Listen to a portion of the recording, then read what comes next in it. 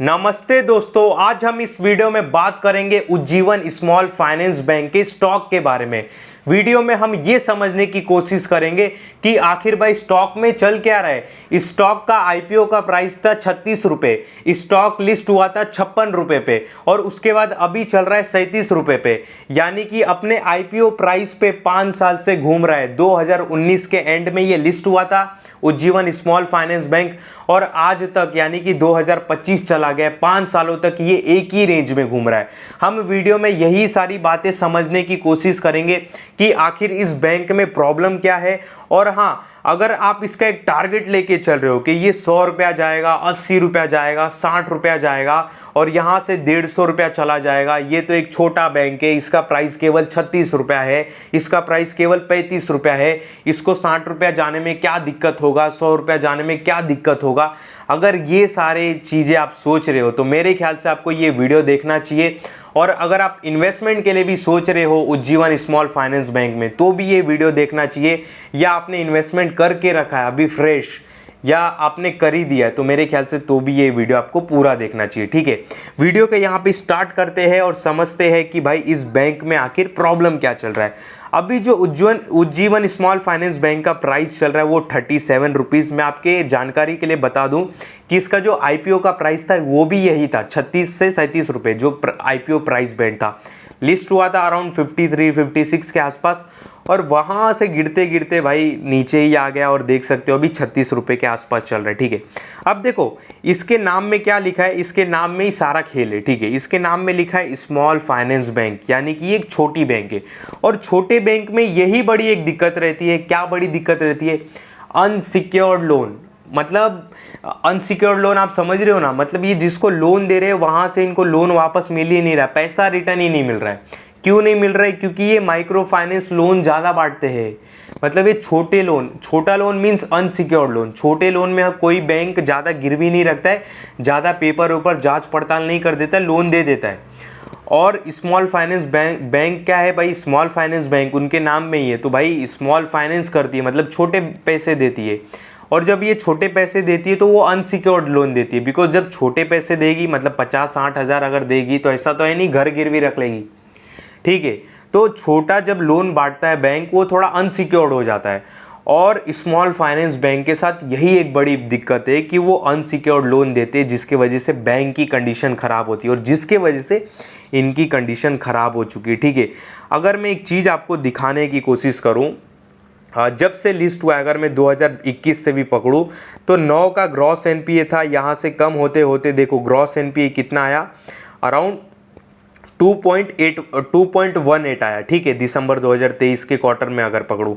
फिर उसके बाद देखो ग्रॉस एनपीए बढ़ते गया, 2.23, 2.52, 2.52, फिर 2.68। मतलब इनका जो अनसिक्योर्ड लोन है, जो एनपीए है, नॉन परफॉर्मिंग असेस्ट, वो बढ़ते जा रहा है। और सबसे बड़ी दिक्कत बैंक में यही होता है और छोटे बैंक में तो सबसे ज़्यादा होता है। अब यहाँ पे बहुत लोगों का ये भी सवाल रहेगा कि ये छोटे बैंक अनसिक्योर्ड लोन क्यों देते हैं? भाई सिक्योर्ड लोन दो, किसी का घर वर गिरवी लेके लोन दो, किसी का ज्वेलरी रख के लोन दो। ठीक है, वो मैं समझाऊंगा आगे, टेंशन मत लो। ठीक है, कि ये अनसिक्योर्ड लोन क्यों देती है।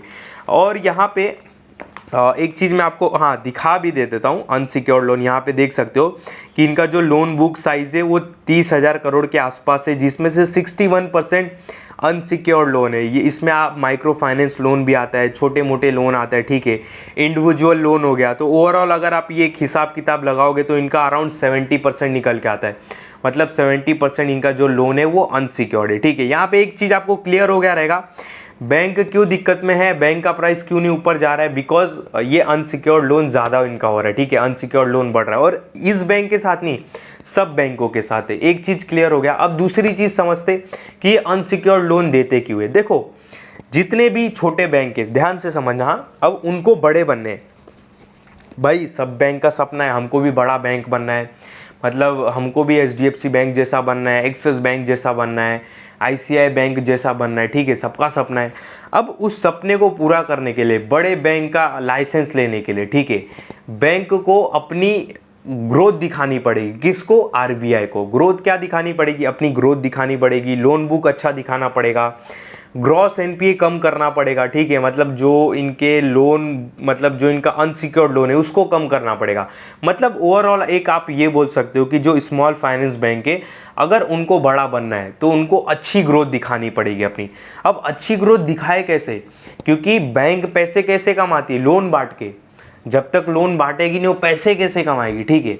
और ग्रोथ भी करना है, लोन भी बांटना है भाई। लोन अगर ग्रोथ करना है तो लोन बांटना है। अब लोन बांटना है तो वो अनसिक्योर्ड ज़्यादा हो रहा है, ठीक है, क्योंकि छोटा बैंक है, ठीक है।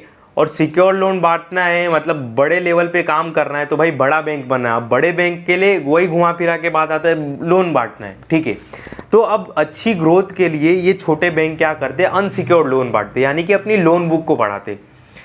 जब तक किसी बैंक का लोन बुक नहीं बढ़ेगा तब तक वो बैंक ग्रोथ नहीं करेगा। अब इस बैंक को अपनी ग्रोथ बढ़ाने के लिए क्या करना पड़ेगा, गांव साइड में ज़्यादा अनसिक्योर्ड लोन बांटना पड़ेगा, ठीक है, क्योंकि इसको वहीं का लाइसेंस वगैरह मिला है और वहीं का मतलब इसको मतलब स्मॉल फाइनेंस बैंक है ना, छोटे छोटे साइज़ का बांटेगा तो वहीं पे ज़्यादातर लेंगे, ठीक है। अब लोन बुक बढ़ाने के चक्कर में क्या करते small finance bank, unsecured loan बांटते हैं, और अनसिक्योर्ड लोन बांटते हैं तो भाई पैसा रिटर्न नहीं आता है, ग्रॉस एनपीए बढ़ता है, बैंक की हालत ख़राब होती है और फिर बैंक का यही हो जाता है हालत जो देख रहे हो आप, ठीक है। यहाँ पे एक और चीज़ मैं आपको दिखाऊं, देख सकते हो कि अभी दिसंबर के क्वार्टर में इनका 109 करोड़ का प्रॉफिट था, पिछले दिसंबर में 300 करोड़ का था, उसके पिछले भी 300 करोड़ का था। कंडीशन ख़राब है भाई, वाकई इस बैंक की कंडीशन ख़राब है। तो भाई आप इस सपने में मत रहना कि 36 रुपया है तुरंत ये 60 हो जाएगा, 70 हो जाएगा, नहीं भाई। देखो आप अगर छोटे प्राइस वाले स्टॉक का मतलब जो छोटे प्राइस वाले जो स्टॉक रहते हैं उसमें आप उम्मीद रखते हो कि ये 36 से 60 हो जाए, 70 हो जाए, 80 हो जाए, मतलब डबल प्राइस, मतलब आप डबल बिजनेस की उम्मीद कर रहे हो उससे। पर इनका बिजनेस वैसा है क्या, नहीं, ठीक है। यहाँ पे वो नहीं देखो 36 का 50, 36 का 60, ठीक है। मतलब ये अगर मैं कैसे आपको समझाऊँ, जैसे मान लो आप 36 का अगर 50 समझ रहे हो तो आप समझो कि एचडीएफसी कोटक बैंक का जैसे अभी 2000 के आसपास प्राइस चल रहा हो तो कोटक का आप 4000 उम्मीद कर रहे हो।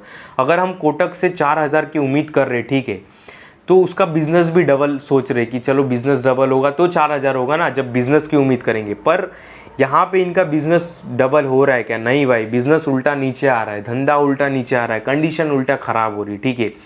तो आप ऐसा पेनी समझ के ना इसको हल्के में मत लेना कि भाई चलो इसको तुरंत 60-70 चला जाएगा, 1-2 अपर सर्किट मार लेगा, बिल्कुल नहीं भाई, आप थोड़े गलत वे में जा रहे हो, ठीक है।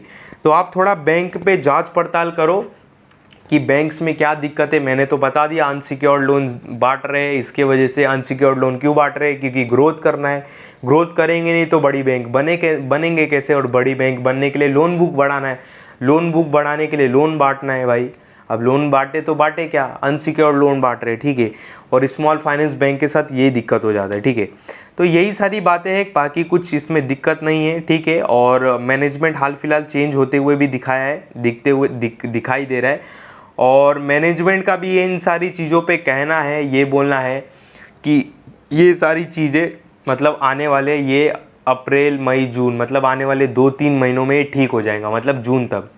देखते हैं भाई जून तक क्या होता है। और हाँ, अगर आप इसमें इन्वेस्टमेंट के लिए सोच रहे हो ये सोच के कि ये 100 जाएगा 150 जाएगा, तो भाई बहुत पक्की स्टडी करो, 2-2 दिन तक स्टडी करो इस बैंक का, तब जाके कुछ डिसीजन लेना, मैं सीधा आपको बोलता हूँ, ठीक है। और जो फंस चुके हैं तो मेरे ख्याल से उनको थोड़ा 2-3 महीना रुकना चाहिए, देखना चाहिए बैंक कैसे परफॉर्म करता है, बिकॉज इनके मैनेजमेंट ने भी बोला है कि आने वाले 2-3 महीने में हम अच्छा करेंगे, ठीक है।